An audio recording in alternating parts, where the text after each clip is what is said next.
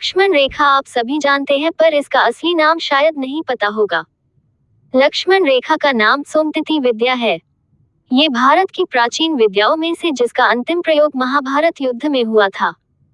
सोमतिथि विद्या लक्ष्मण रेखा।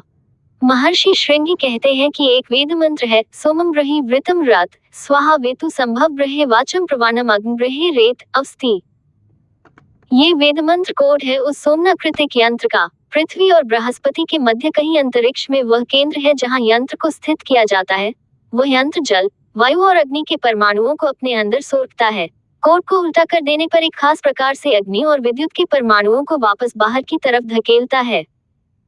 जब महर्षि भारद्वाज ऋषि मुनियों के साथ भ्रमण करते हुए वशिष्ठ आश्रम पहुंचे तो उन्होंने महर्षि वशिष्ठ से पूछा, राजकुमारों की शिक्षा दीक्षा कहाँ तक पहुंची है। महर्षि वशिष्ठ ने कहा कि यह जो ब्रह्मचारी राम है, इसने आग्नेयास्त्र, वरुणास्त्र, ब्रह्मास्त्र का संधान करना सीख लिया है। ये धनुर्वेद में पारंगत हुआ है। महर्षि विश्वामित्र के द्वारा ये जो ब्रह्मचारी लक्ष्मण है, यह एक दुर्लभ सोमतिथि विद्या सीख रहा है। उस समय पृथ्वी पर 4 गुरुकुलों में वह विद्या सिखाई जाती थी।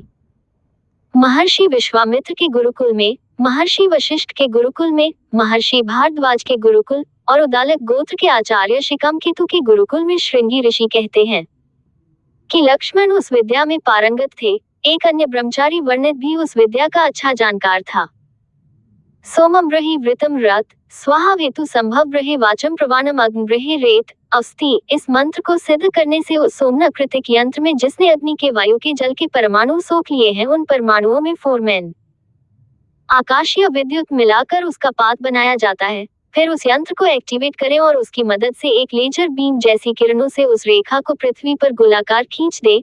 उसके अंदर जो भी रहेगा वह सुरक्षित रहेगा, लेकिन बाहर से अंदर अगर कोई जबरदस्ती प्रवेश करना चाहे तो उसे अग्नि और विद्युत का ऐसा झटका लगेगा कि वहीं राख बनकर उड़ जाएगा जो भी व्यक्ति या वस्तु प्रवेश कर रहा हो। ब्रह्मचारी लक्ष्मण इस विद्या के इतने जानकार हो गए थे कि कालांतर में यह विद्या सोमतिथि न कहकर लक्ष्मण रेखा कहलाई जाने लगी।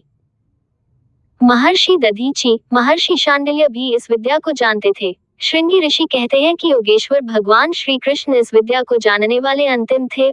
उन्होंने कुरुक्षेत्र के धर्मयुद्ध में मैदान के चारों तरफ ये रेखा खींच दी थी ताकि युद्ध में जितने भी भयंकर अस्त्र शस्त्र चले, उनकी अग्नि, उनका ताप युद्ध क्षेत्र से बाहर जाकर दूसरे प्राणियों को संतप्त न करे। मुगलों द्वारा करोड़ों करोड़ों ग्रंथों के जलाए जाने पर और अंग्रेजों द्वारा महत्वपूर्ण ग्रंथों को लूट लूट कर ले जाने के कारण कितनी ही अद्भुत विधाएं जो हमारे यशस्वी पूर्वजों ने खोजी थी, लुप्त हो गई।